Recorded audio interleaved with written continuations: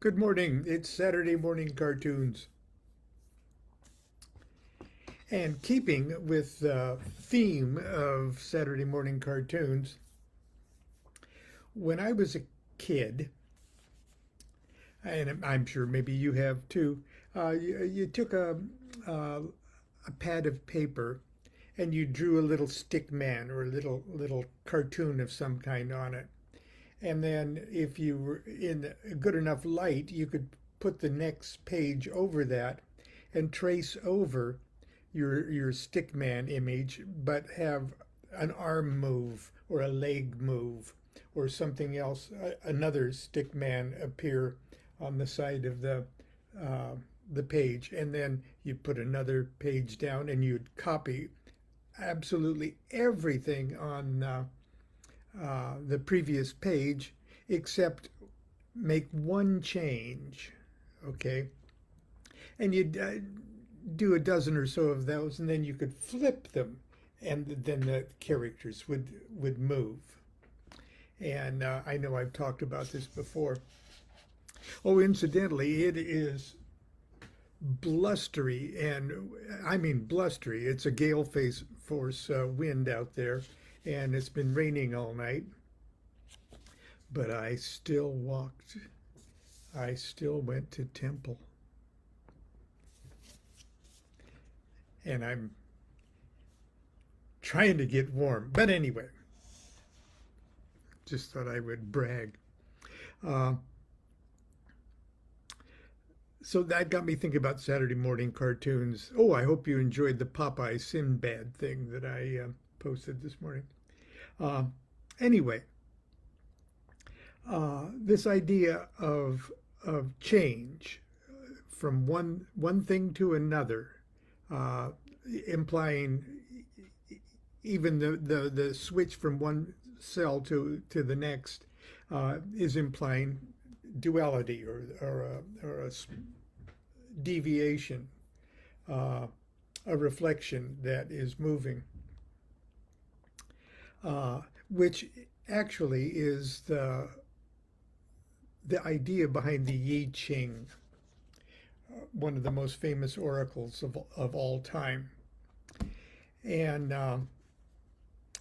so I thought I would do a little presentation this morning to get you involved in making your own I Ching. What we got here is a stick. Okay, it's just a stick. Now, I've got somewhere around here, I got bags of just popsicle sticks, not used ones, clean, new, unused popsicle sticks. And on one side, it is just blank, totally blank. And on the next, on the opposite side, is I just took a pen and drew a line right down the middle of it. So this is like an unbroken line and a broken line. And it'd be just like heads and tails. And this idea of uh, I sort of jokingly call it the Oracle of Koween. You ask the oracular gods a question that could be answered yes or no, or one way or the other. And you reach in your pocket and pull out a coin and flip a coin. Well, that's sort of the idea behind behind this. So get 6 popsicle sticks or 6 somethings, swizzle sticks. Go down to the coffee shop and get swizzle sticks. Make 6 of them, and then you have a beautiful set of I Ching sticks. Now, one of those sticks, one of those 6 sticks, do something a little different to it. Make it unique. And if you see the top one here, Craig Hill, who made these rosewood sticks for me years ago. Uh, Blackened, stained the edges or the ends of one of the sticks to make it different. And that will be our moving line. That will be the flip cartoon ness of the oracular operation.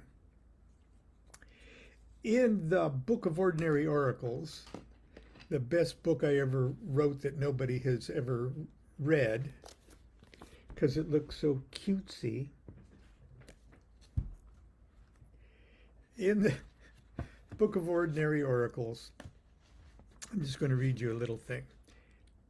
I've heard it said that the opposite of a truth is a falsehood, but the opposite of a great truth is another great truth.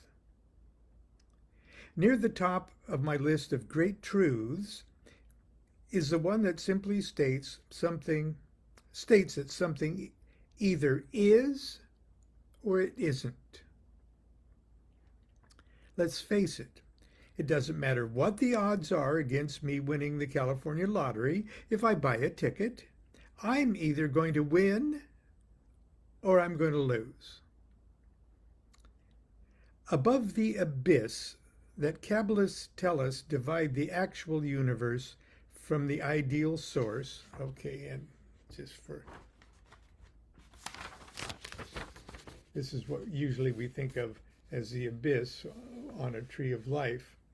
But 1, 2, and 3 are really a way of looking at one. And here is above the abyss, the singularity of existence right there. So that's what I'm talking about right there, the singularity of existence.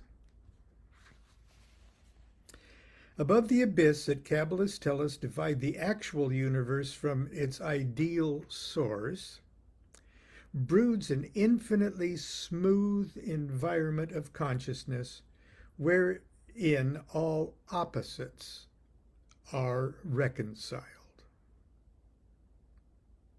There, in the transcendent playground of the Buddha and the Avatar, a thing is true only in so much as it contains within itself its own contradiction. But down here in the brickyard of the phenomenal universe, things aren't so smooth. As a matter of fact, the whole shebang appears to be held together by the vibration caused by two very big bumps in the road. Bumps that cause every element of mind and matter to be splashed against a canvas of polarity. On dash off. Light dash dark. U dash I. Up dash down. In hyphen out. Right hyphen left. Front hyphen back. High hyphen low. Yes hyphen no.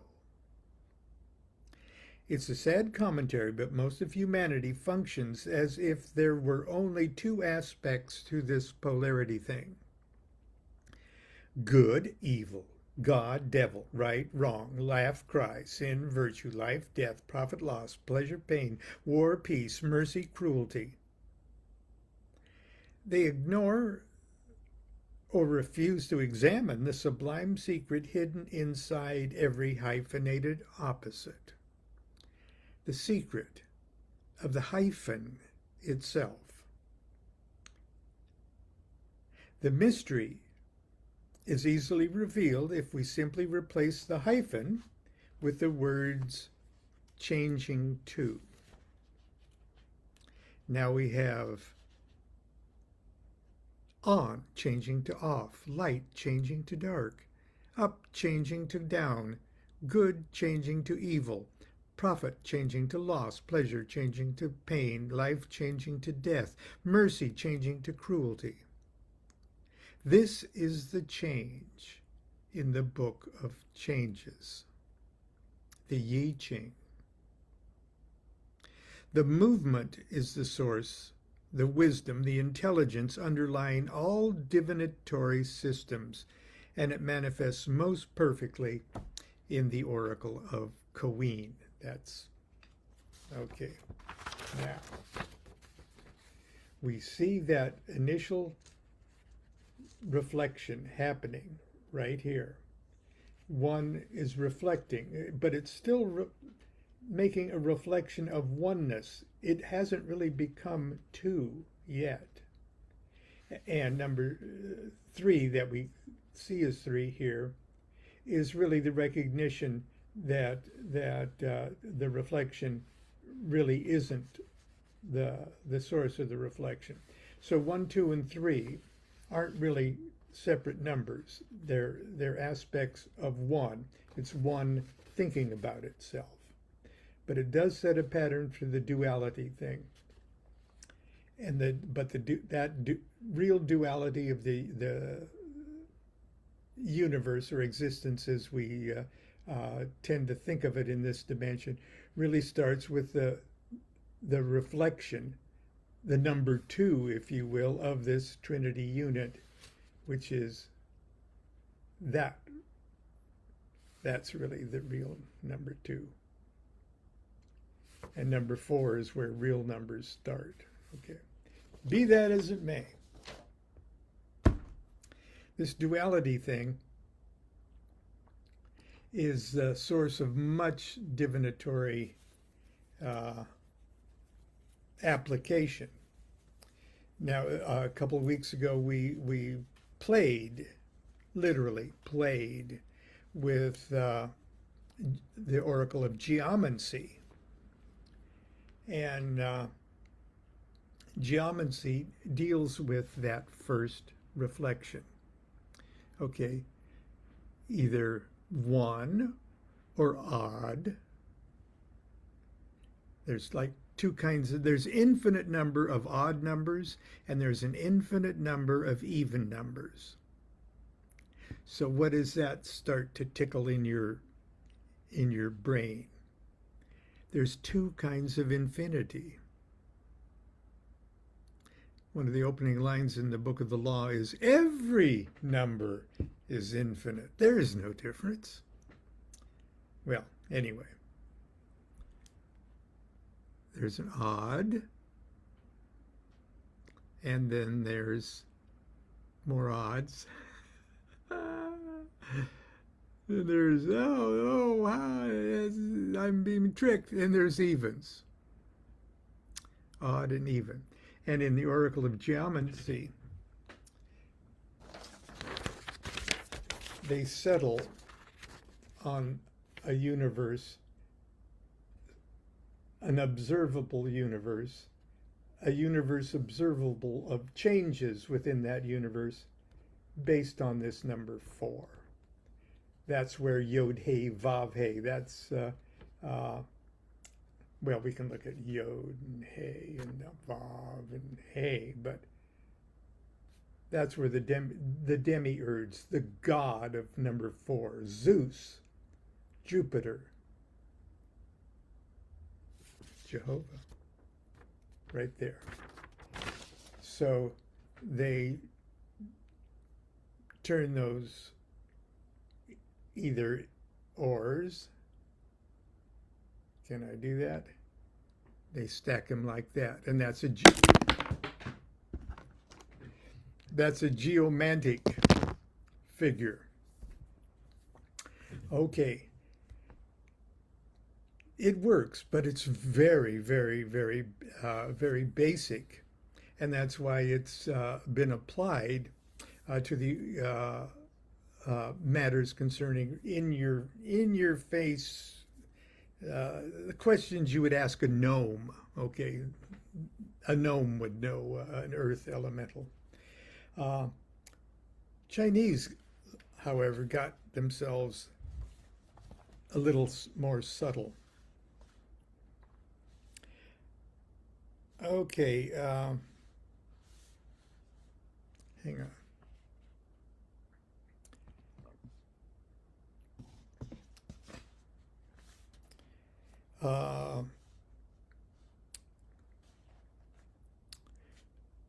The I Ching is without a doubt the oldest and most venerable oracle in the world. How old is it? Would you believe 6,000 years old? At least its roots can be traced that far back to China's legendary first emperor, Fu Thai. I'm sure I'm mispronouncing that. 4000 BC. Fu Thai was quite a character. After a busy morning of breaking his unwashed prehistoric hunting-gathering neighbors out of their nasty habit of eating each other, this guy turned around and taught them how to plant crops, net fish, domesticate animals, grow silkworms, speak in complete sentences, and compute the proper amount to tip the waitress. After that, he still had time to create the Tai Chi philosophy, which, after 6,000 years, is still the foundation of Eastern thought. From Tai Chi to the martial arts, from Zen to Feng Shui, not to mention the unified field and superstring theories of modern physics. Fu Sai's greatest invention, however, was the concept of Koween. Okay, that's not exactly true. He didn't call it Koween, he called it yin and yang. Yin and yang.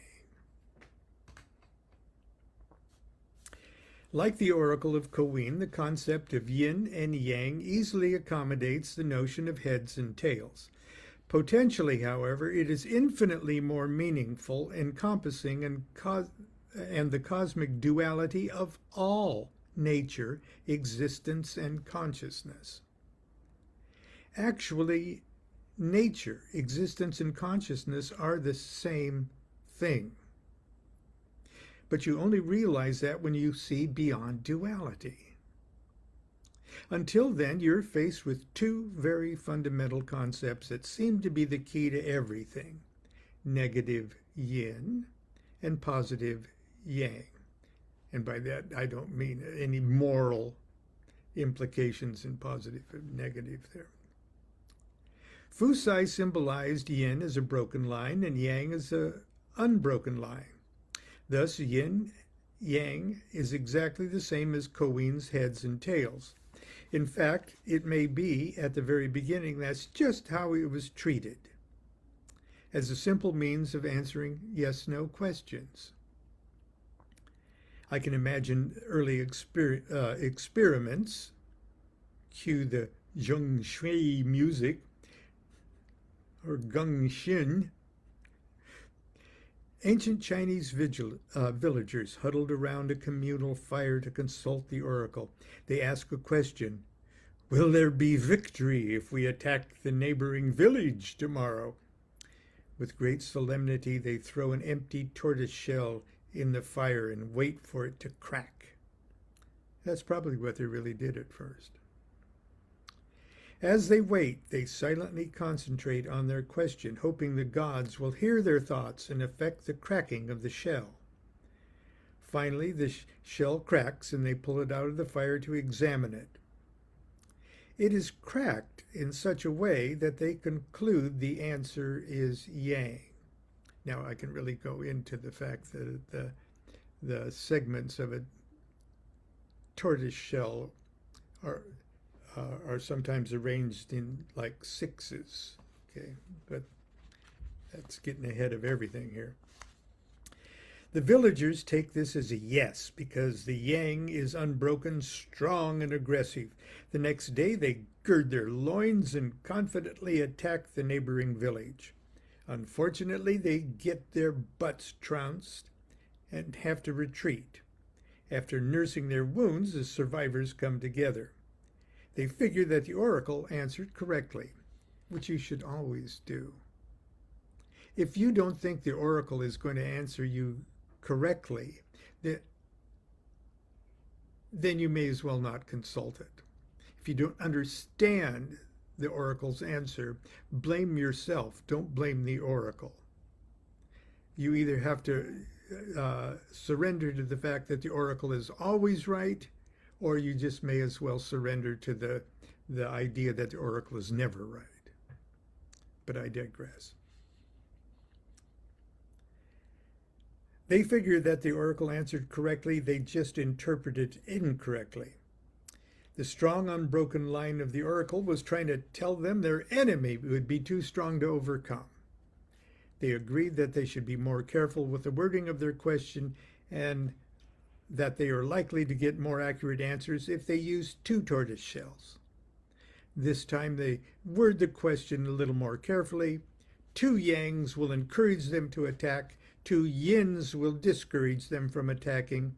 If the first one is yang and the second one yin, it will mean probably yes. But if the first one is yin and the second one is yang, that will mean probably no. So there's like the distribution of answer. Yes, or probably yes, or no, probably no. Just as an example. And that would be more or less what we get with our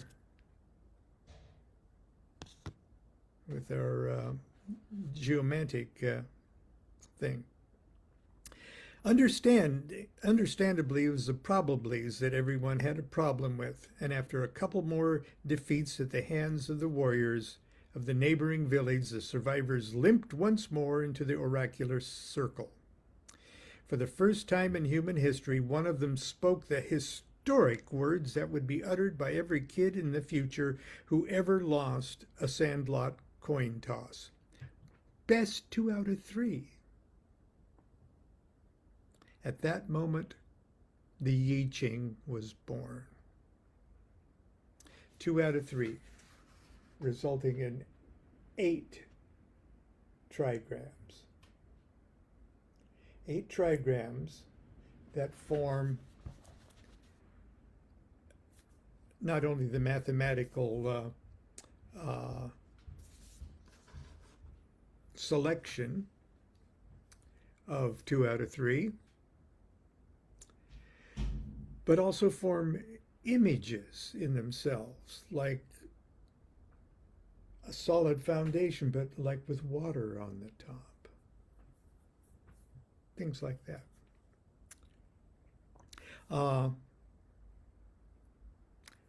So that gave them the possibility of a super yang, which would be all 3 unbroken lines, or a super yin, which would be 3 broken lines. So that super yang and that super yin would represent the cosmic positive, negative, lingam yoni, the first great number 2. Then it'd give you the possibility of what they saw as the sun and the moon, another opposite thing there. Then you're left over with 4 more, which they attributed to what we would, in Hermetics, would call fire, water, air, and earth. And those combinations of fire, water, air, and earth would give you 6 combinations. And those 6, that would give you 16 combinations. Fire of knights would be fire, cups would be water. So there are, I think I've got a diagram all marked up. Yeah.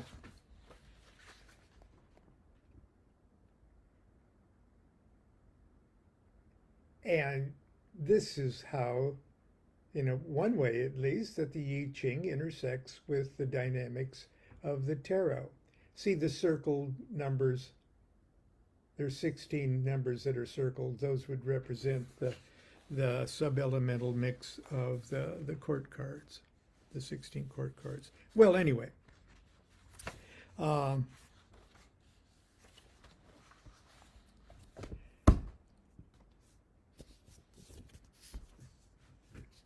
You can find a I Ching on the internet really good ones. Even the classic Wilhelm Baines translation of the I Ching you can just find on the internet. You can also uh, uh, just Google the I Ching.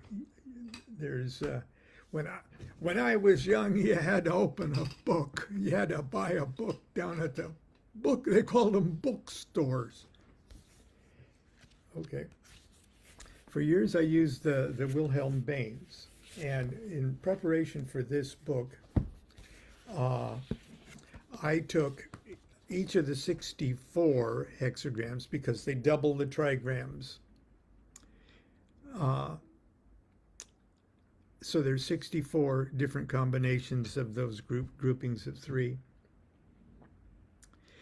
And over the years, I had probably received in my I Ching consultations, I've become familiar with at least how the various comments and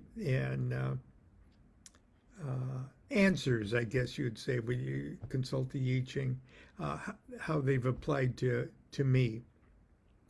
So I took all 64 and I wrote them in Milo style.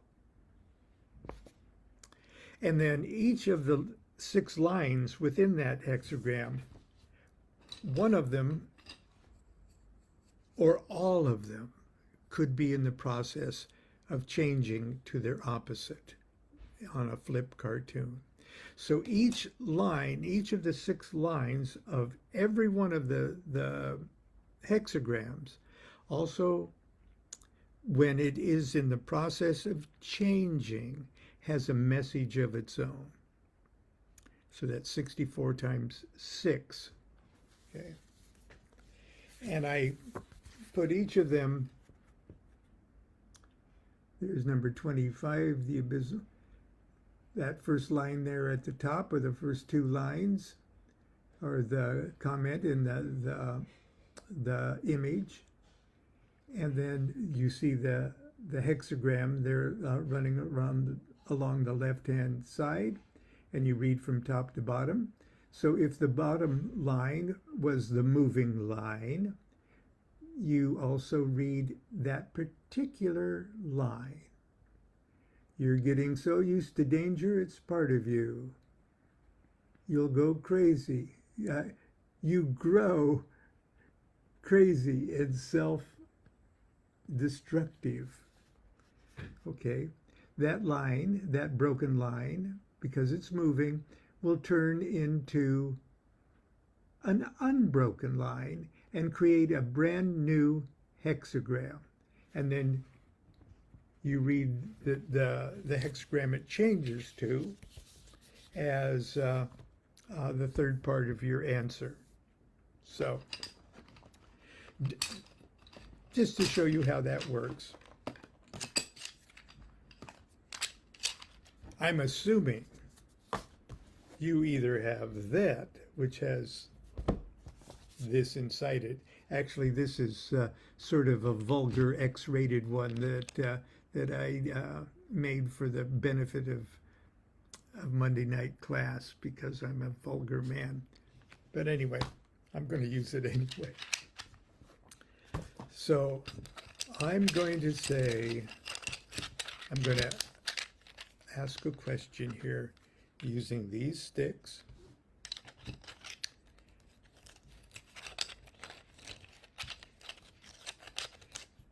And I'm going to ask, what is the most helpful and wise thing I can share with my friends here that are listening to my talk this morning? What is the most universally helpful thing, wise thing that I can share with them as a message from the I Ching divinatory God?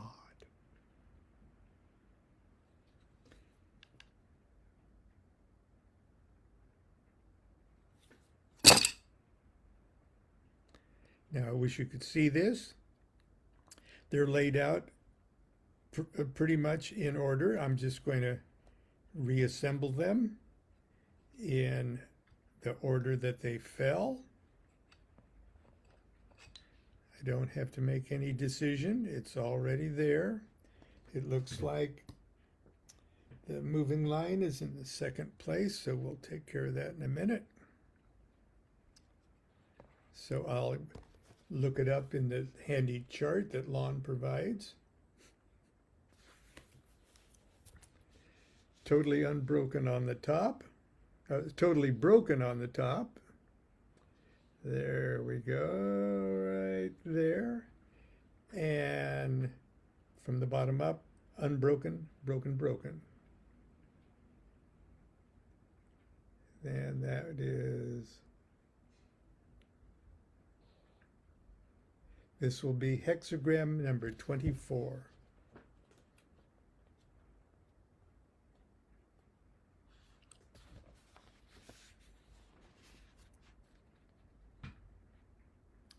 And just to double check, yes. So 24, and if you'll look right up there, that's the hexagram. And the main message is number 24, return. The long night is over. Here comes the sun. Man, that feels good. If you handle this new feeling with care, like a sprouting seed, it will grow strong.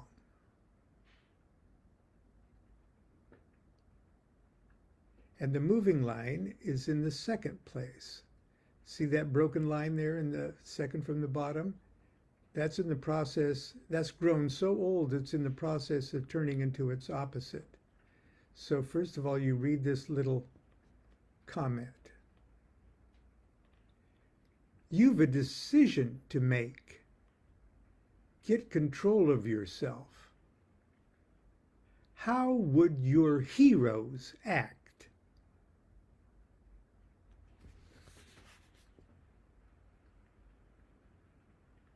So that's part 1 and part 2 of that answer. Part 1, the long night is over. Here comes the sun. Man, that feels good. If you handle this new feeling with care, like a sprouting seed, it will grow strong. Then, you've a decision to make. Get control of yourself. How would your heroes act? Now, I am going to flip that broken line over to create an unbroken line and a new bottom trigram. And so that will change the hexagram as a whole. That's that one there. And the top one remains the same. And that will be, it changes to number 19.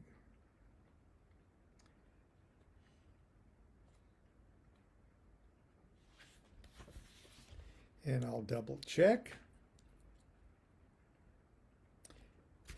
19.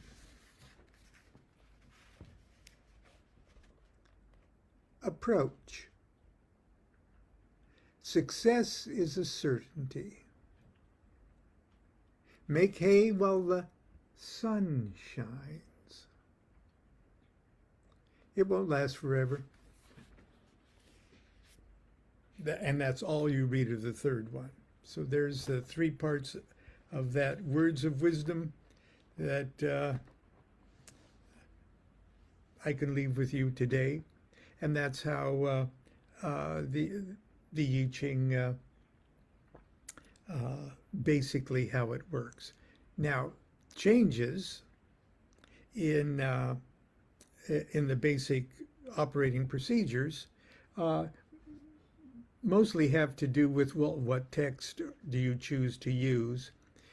Which ones do you feel? And I have to warn you, or at least inform you, that it is such an old book and is based so much on the ancient Chinese ideas of virtue, which can be use analogies that are by today's standards seemingly chauvinistic and old fashioned. But if you can get into that sort of ancient Chinese mindset, obviously the closer to the original material, the better.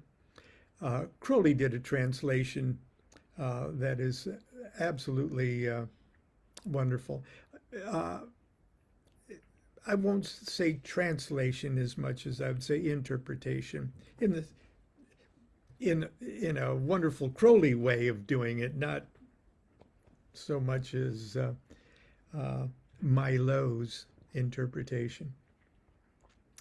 But I have to confess that I have very few wonder stories in my magical career. My magical career is just pretty straightforward, funky stuff. But when I started to translate in my own way or interpret the hexagrams, it did seem like something took over, because I'm the laziest freaking guy in the world. And if I thought that I was going to have to do a full-blown interpretation of 64 hexagrams and 6 moving lines within each of those 64 hexagrams, I would have never tackled the project. I just wanted to give an example of one, okay? So I took out my Wilhelm Baines and it's, oh yeah, and I remember when I asked the question and I did one. I said, well, I could do 2 or 3, and I did 2 or 3. I ended up going somewhere and doing all 64. But anyway, that's my little cartoon show for today. Tomorrow will be, I hope you make your own I Ching sticks. You can generate the hexagrams by flipping coins, or for years and years and years I used the 50 yarrow stalks, of which you use 49.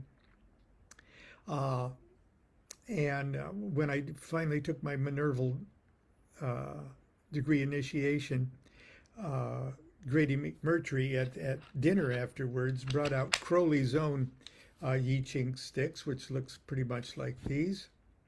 And he said, well, this is how Crowley did it. He only had one moving line, because when you do it with the yarrow stock method, you have the chances of getting no moving lines, or 1 moving line, 2, 3, 4, 5, or 6 moving lines.